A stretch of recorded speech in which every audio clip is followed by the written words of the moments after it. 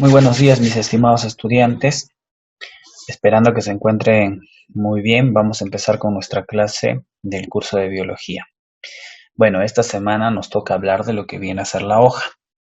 Así que vamos a prestar bastante atención a las explicaciones que se van a dar a continuación. Muy bien, empecemos. Bueno, podemos decir que la hoja sigue siendo parte de los órganos vegetativos de la planta, ¿no?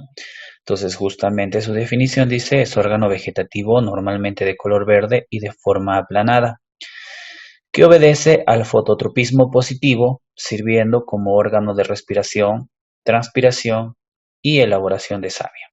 A ver, se dice fototropismo positivo porque siempre las hojas van a crecer en búsqueda de la luz, ¿cierto?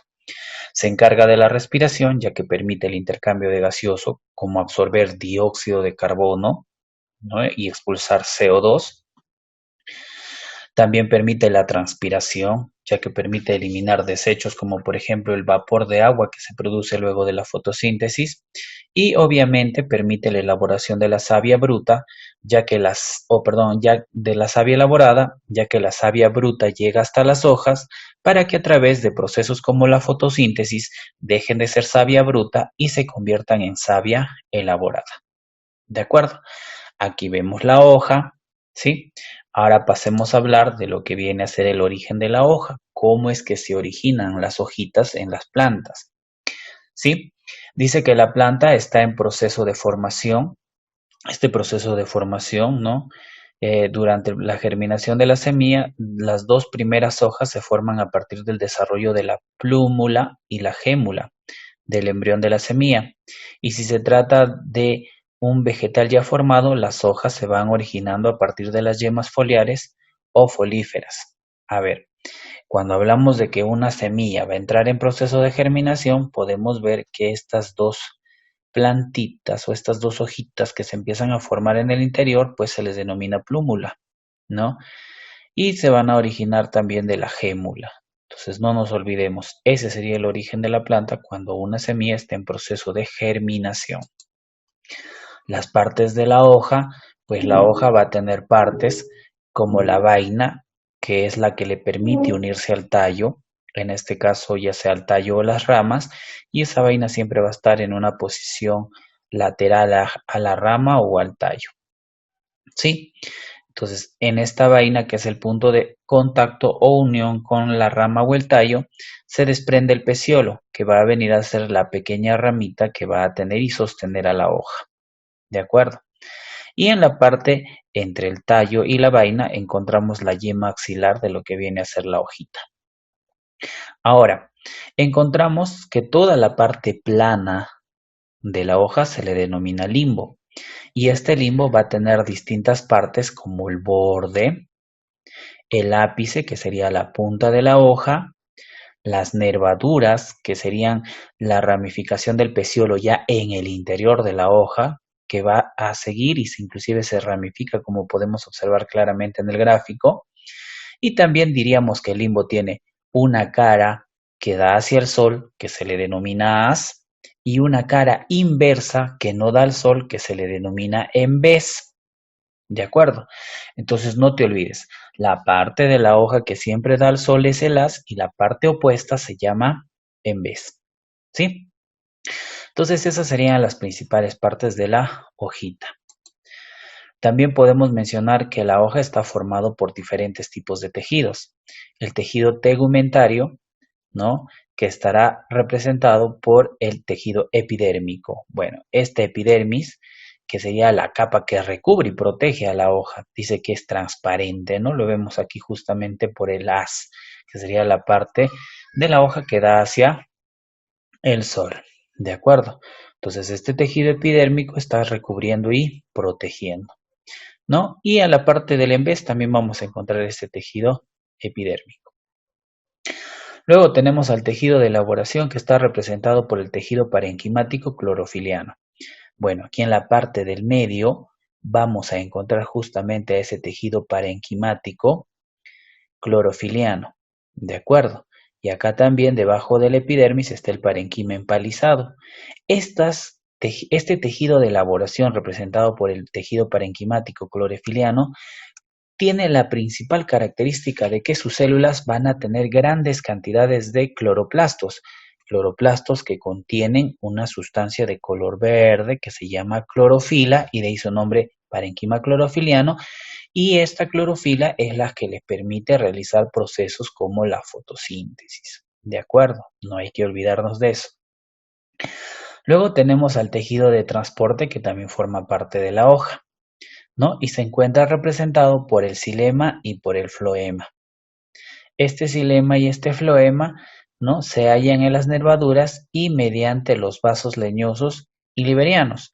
Bueno, xilema también se conoce como vasos leñosos y floema también como vasos liberianos. Aquí justamente vemos el floema, ¿no? El xilema, que justamente se encarga de transportar y llevar lo que viene a ser tanto la savia bruta, en el caso del xilema o vasos leñosos, y la savia elaborada, el floema, también conocidos como vasos liberianos. ¿Ya? Entonces, estos serían los distintos tejidos que estarían formando parte de la hoja. La clasificación de la hoja, podemos ver que va a tener múltiples formas de clasificarse. Podemos clasificarlas por las formas de limbo. Por ejemplo, las hojas simples, la ovalada tiene justamente esa forma. Hay hojas elípticas, acorazonadas porque tienen forma de corazón, aflechadas porque parecen la punta de una flecha, ¿no?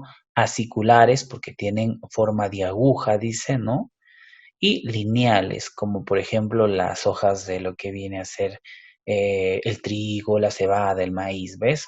Entonces ahí tendríamos por el limbo. Hay hojas compuestas, la bipinada, que tiene muchas hojitas, así como podemos observar en la imagen. La paripinada, cuando hay una a cada lado, como podemos ver. La imparipinada, cuando, bueno, hay uno solo en la punta, como se puede ver acá. Trifoliada, cuando son 3 hojitas. Palmeada compuesta, cuando son varias hojitas que se unen sus bases entre sí. Y la bitrifoliada, ¿no? Que se van a separar de 3 en 3, como podemos ver acá. También lo podemos clasificar por el borde, por ejemplo, o entera cuando su borde es pues liso, completo, aserrada cuando su borde tiene como dientes del serrucho, dentada cuando tiene puntitas como dientecitos, lobulada como podemos ver aquí formando lóbulos, hendida cuando tiene una forma muy dispareja, ¿no? Irregular, partida, aquí justamente parece que la hoja estaría partida, como estamos pudiendo observar. ¿De acuerdo? Por su nervación hay uninervia, tiene una sola nervadura. Paralelinervia, todas sus nervaduras van en líneas, ¿no? Peninervia, cuando se ramifica hacia cada costado. Palminervia, cuando se ramifica como la palma de la mano, ¿no? La peltada, de un punto medio salen hacia todas direcciones, y curvilínea, como la que podemos observar en esta hoja. Bueno, esas serían las clasificaciones de las hojas. Aquí por su forma o la forma del limbo me faltaba la lancelada, que tiene forma de lanza, ¿ya? Hay que acordarnos de eso. Muy bien, funciones de la hoja.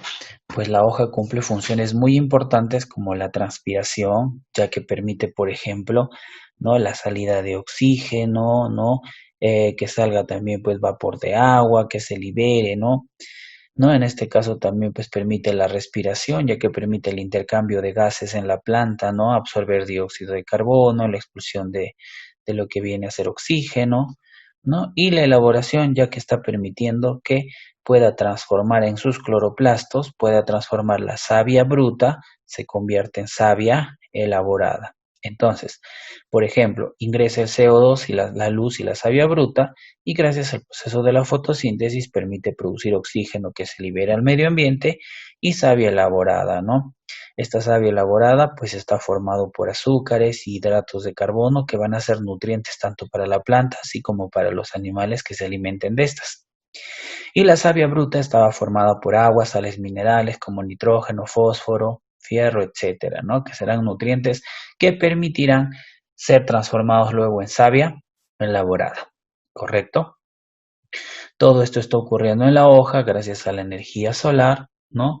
Y habitualmente ocurre pues en el parenquima clorofiliano, ¿no? Donde sus células tienen muchos de estos puntitos verdes que serían los cloroplastos, y en el interior de los cloroplastos están los tilacoides que contienen la clorofila y permiten justamente la realización de la fotosíntesis. Importancia de la fotosíntesis, ¿ve? La fotosíntesis es un gran evento cuya importancia radica en los siguientes criterios. La primera sería es una fuente de oxígeno molecular, y oxígeno es un gas vital para el metabolismo de ciertos organismos, principalmente para la respiración, ¿cierto? Segundo, mediante la clorofila se transfiere energía luminosa solar, ¿no? Para producir justamente los nutrientes que necesita la planta. Y tercero, la fotosíntesis es importante porque realizada por un organismo que se les denomina productores, es decir, los denominados autótrofos, que constituyen la base de toda cadena alimenticia.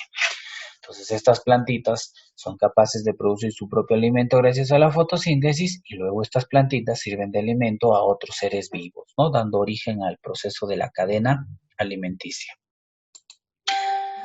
Definición de la fotosíntesis: podemos decir que es un proceso bioquímico de tipo anabólico que consiste en una serie de reacciones que sirven para transformar la energía luminosa, se convierte en energía química, y las moléculas inorgánicas en moléculas orgánicas. Por ejemplo, moléculas inorgánicas como el dióxido de carbono y el agua, gracias a la fotosíntesis, se van a transformar en la hoja en materia orgánica como azúcares que sirven de nutriente para los seres vivos. La fotosíntesis es realizada por un organismo autótrofo a nivel de los cloroplastos y sus organoides equivalentes.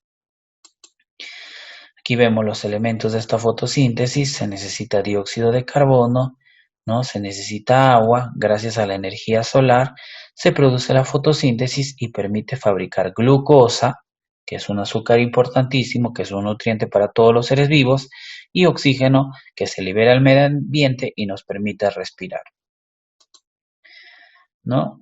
Vemos los mecanismos distintos de la fotosíntesis, ¿no? Y se verifica bajo la influencia de la luz y el calor, y para ello dice: los vasos leñosos conducen la savia bruta hasta las hojas, donde se extiende en el protoplasma de las células del parenquima clorofiliano. Entonces la savia bruta viene, lleva hacia las hojas todo este material, ¿no? El xilema que transporta la savia bruta, y luego dice: el protoplasma provisto de clorofila absorbe el agua y el anhídrido carbónico, ¿no?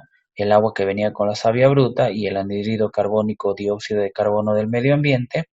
Y finalmente dice: la clorofila va a absorber las radiaciones luminosas caloríficas que descomponen el anhídrido carbónico en carbono, y el oxígeno queda en libertad y el carbono es utilizado por el vegetal para la elaboración de sustancias de reserva o nutrientes como la glucosa, ¿no? Entonces eso sería el mecanismo de funcionamiento de la fotosíntesis. Muy bien, hemos hablado justamente entonces de lo que viene a ser la hojita el día de hoy. Ahora nos toca resolver rapidito nuestra práctica. Dice: el origen de las plantas tiene lugar en la gémula o plúmula del embrión, ¿no? Lo hemos visto hace un rato. Muy bien. Y en este caso tendríamos que marcar la alternativa A. Todas las siguientes son partes de una hoja, excepto limbo, nervadura, peciolo, vaina, todos son excepto hipocólito. Alternativa D sería la respuesta en la pregunta 2. 3. Son características de la vaina. A ver, ¿es parte inicial de la hoja? Sí. ¿Es flexible debido al colenquima? Bueno, también. ¿Ocupa la cara lateral del tallo? Sí, pues está hacia la parte lateral del tallo. Entonces todas sería A, B, C, alternativa E. 4. Parte laminar de la hoja rica en parenquima clorofiliano. Bueno, cuando hablamos de la parte laminar de la hoja, estamos hablando del limbo, ¿no? Que es justamente la parte plana. Entonces sería la alternativa B. Muy bien, continuamos. A ver. 5. Son componentes del limbo: la base, el ápice, nervaduras, as. Bueno, todos van a ser parte del limbo. Todas las anteriores, entonces, alternativa E. 6. Tejido de elaboración se caracteriza por, o el tejido de elaboración se caracteriza por, se localiza en el mesófilo, sí, o sea, en la parte media de la hoja, correcto. Posee parenquima clorofiliano, también. Presenta células ricas en cloroplastos, sí. por eso realizan fotosíntesis. Transforma la savia bruta en savia elaborada, correcto, sería entonces todas las anteriores. Alternativa E. Zona anatómica interna de la hoja que se encarga de conducir savia bruta y elaborada. Bueno, estamos hablando del xilema o floema, xilema que se conoce como vasos leñosos y floema que se conoce como vasos liberianos. Entonces podríamos decir que es A y B. Alternativa D. A ver, nos saltamos a la 11, luego volvemos por la 8, ¿ya? 11. Mencione las funciones de la hoja. Muy bien, la hoja, ¿qué permite? Permite la respiración, entonces acá vas a rellenar respiración, permite el transporte y permite la elaboración, ¿no? A través de la fotosíntesis. ¿Ya? Esas son las funciones. 12. Coloque verdad o falso. La raíz absorbe del suelo agua y sales minerales. Verdad. ¿Las hojas fabrican savia bruta? No, fabrican savia elaborada. Falso sería acá. 13.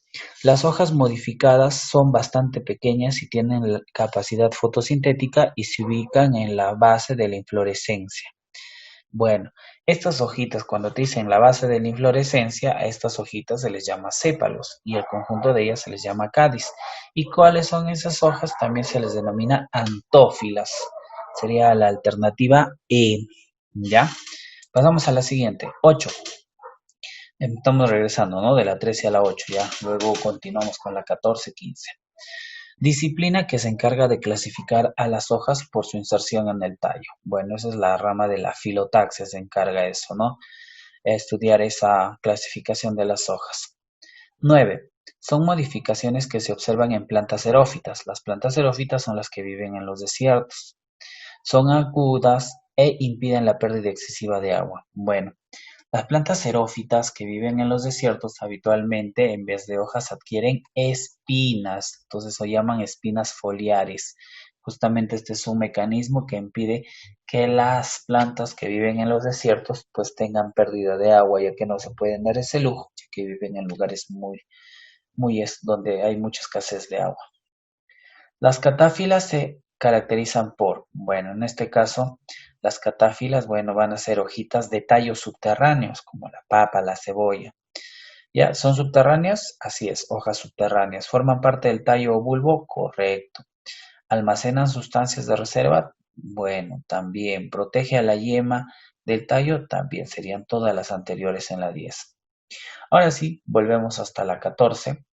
Y dice, cuando la hoja se inserta en el tallo y se disponen por cada nudo tomada posiciones encontradas, opuestas, pues ¿cómo se llaman?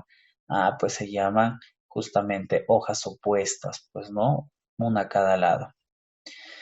Hojas que tienen el limbo en forma de lanza, lanceolada, alternativa B. Son las estructuras externas de la hoja, bueno, pues externas a lo que vendría a ser la hoja en sí, que viene a ser formada por la parte del limbo, sería la vaina y el peciolo. Esa es alternativa D. Y de esta forma, pues estamos concluyendo con lo que vendría a ser nuestra clase del día de hoy. Muy bien, les agradezco por su atención. No se olviden de desarrollar su respectivo resumen en su cuadernito y desarrollar su tareita, que en este caso vendría a ser pues su autoevaluación. Cuídense mucho, un fuerte abrazo, los espero el día de hoy en la tarde en nuestra clase de reforzamiento.